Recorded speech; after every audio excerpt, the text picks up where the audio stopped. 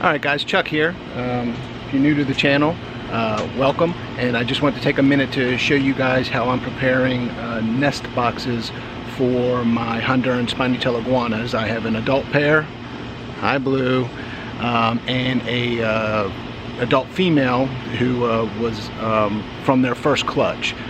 Those of you who have been with my channel know Bosque and Tiamat, and Lucky is the female from the first clutch. And I need to remember to look at the lens and not the screen. Anyways, Honduran spiny-tail iguanas, Tenosaura melanosterna, are medium-sized iguanas. Males max out at about 3 feet, and the females are considerably smaller, less than 2 feet. Tiamat is 6 years old. She's only about 20 inches. Bosque, also 6 years old, is only about 30 inches. So I think you could use similar substrate for any species of iguana, but the size of the container that the nest box is depends on the species of your iguana and how big the females are. So these work well for me. Both of them have been used successfully. So after this intro, you'll see how I put them together. It's not difficult. I just want to share with you guys though. But here is the finished product for Lucky. Lucky stays in this Zoomed iguanarium. A little entrance hole. It's covered on the top because it's open to the elements. So I don't want you know, it get full of water, so I'll check it periodically to make sure it stays moist, so it's inviting for her. And now we'll go over here to the Suncatcher Enclosure for Bosque and Tiamat, and I hope you can hear me okay over the sound of my air conditioner running. But so this is Tiamat's nest box, and it's just a 12-inch square cube wood planter, and that's the exact same substrate as Lucky's. And I just lined it, as I said, as I'm going to tell you guys here shortly, lined it with some coconut fiber mat. That way all the media doesn't come out the cracks and out the bottom. Little piece here to give her some place to start to dig underneath as she burrows her egg-laying chamber. And this can just move out of the way. This is covered, so I don't have to worry about rainstorms, you know, soaking it, but I will check it periodically to make sure it doesn't dry out. And there's some drama. There's Siri, my one of my female nightingales, not too happy with Dougal on the other side. Dougalbug, leave her alone. She's gonna get you. Siri just got done shedding. She still has some shed on her toes. Oh, I hope you guys can see that okay. A little bit of drama out here in the backyard. Dougal, leave her alone. Anyways, so here in the next few moments, I'm going to show you guys how I put all these together. So I'm using some play sand, sphagnum moss, and some coconut coir that I got at Walmart. The nest box containers will be this 5-gallon bucket with a hole cut in the side. I will put a lid on top, and this cedar wood planter. The planter will be for Tiamat. She laid successfully in it last summer, and she also laid a clutch in this last fall. Those eggs all turned out to be infertile, but this one is going to be used for Lucky, and I will explain why. I'll do that here in a moment. So this is a coconut fiber mat. I got a roll of it off of Amazon, and I'm going to cut 5 panels out to line the inside of the cedar box. That way all the nesting material mix that I put in there doesn't fall through the sizable cracks and the drain holes out of the bottom. So I'm going to do that real quick. So I've got my 5 panels. I'm going to go ahead and line the box, and then I'm going to go ahead and start mixing the sand, the sphagnum moss, and the coconut coir into the nesting medium for both containers.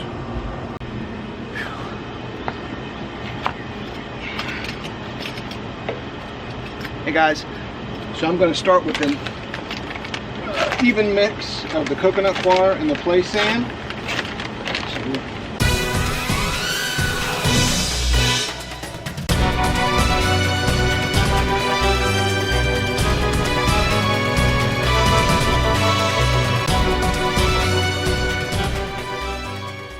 And I had mentioned that I'm going to explain why Lucky gets a nest box. Either I'm going to link to it, or hopefully I'll insert a little video snippet right now.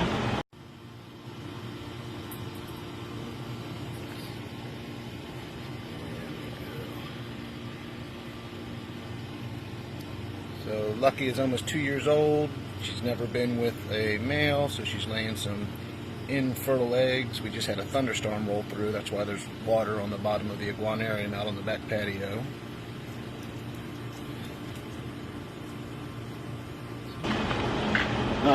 She's been by herself. She's never been with a male, but just like I guess chickens, she will lay infertile eggs. And my fear would be that if she doesn't have an adequate nesting location, she'll hold them. She'll become egg bound, and that could be a potentially lethal occurrence. So this summer I want to give her a place to lay. Last summer I really wasn't expecting it, and she started laying in the bottom of her iguanarium, and I just had to monitor really close. She laid about 2 dozen infertile eggs, so I think I can go a little bit more.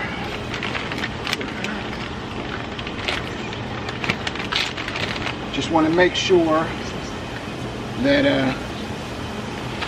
she can lay them and not retain them for her health. Maybe one, at some point, I will get her a male.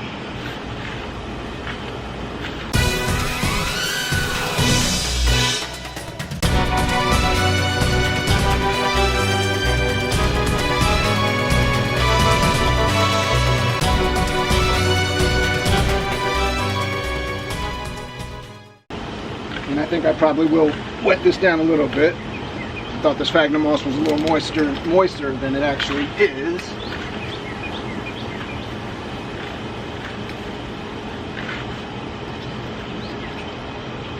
let me go grab the hose.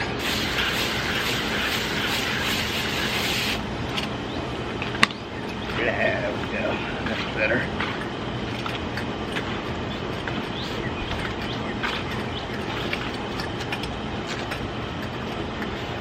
You might be asking, why are you doing it in that bucket and you're going to put it in right in another bucket? Well, the other bucket's got an entrance hole in it, and so mixing might be difficult if it all comes out the side. And my little helper, Dougal. Hey buddy. Alright, so that's kind of what we end up with. Dig down in there and lay their eggs. So obviously I can only take it up to that deep. Probably not necessary, but I went ahead and just something to help her climb in, help her climb out. Just some cork bark, drilled holes secured with cable tie.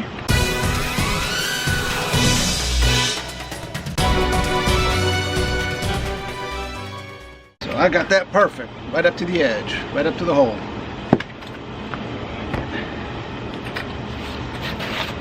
That lid will go on. Alright, so I'm going to go ahead and mix up some more for Tiamat's nest box. If you like what you see, if you have any comments, any questions, any suggestions, please reach out to me. I do my best to respond to any comments you guys may put on the bottom of the video. And that's it. It's Saturday. I'm filming this on Saturday. Tomorrow is Father's Day. For all the dads out there, happy Father's Day. And for all you folks who are parents to our reptile friends, happy day to you too. So until next time, take care.